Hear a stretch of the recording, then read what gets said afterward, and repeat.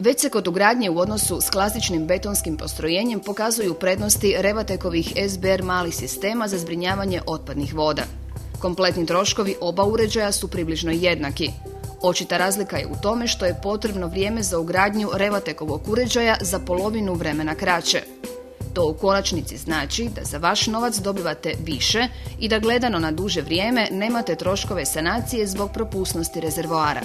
Također, to je razlog da je naš Monolit najbolje prodavani polietilenski rezervoar za zbrinjavanje otpadnih voda u Europi. Zbog jedinstvenog kompaktnog četvrtastog oblika i male težine, štedite u troškovima iskopa i ugradnje, jer zato nisu potrebni teški građevinski strojevi. Zato vaše zemljište ostaje neraskopano i uređeno. Također postoji mogućnost da pojedine nezahtjevne zemljane radove obavite sami i s time dodatno uštedite novac. Kod ugradnje nije potrebno betonirati. Pijesak i iskopana zemlja su sasvim dovoljni za zatrpavanje. Za Revatekovo SBR malo postrojenje za zbrinjavanje otpadnih voda opterećenje vozila ne predstavlja nikakav problem. Također nema problema za teretna vozila do 8 tona osovinskog opterećenja. Isto tako moguća je ugradnja postrojenja u teren s povišenim nivoom podvodnih voda.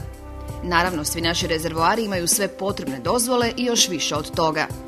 Ostale informacije o dozvolama, tehničkim podacima i partnerskim poduzećima možete dobiti kod našeg zastupnika Larix, tvrtke s najboljim rješenjima, neposredno kod Revateka ili u poglavlju Dodaci.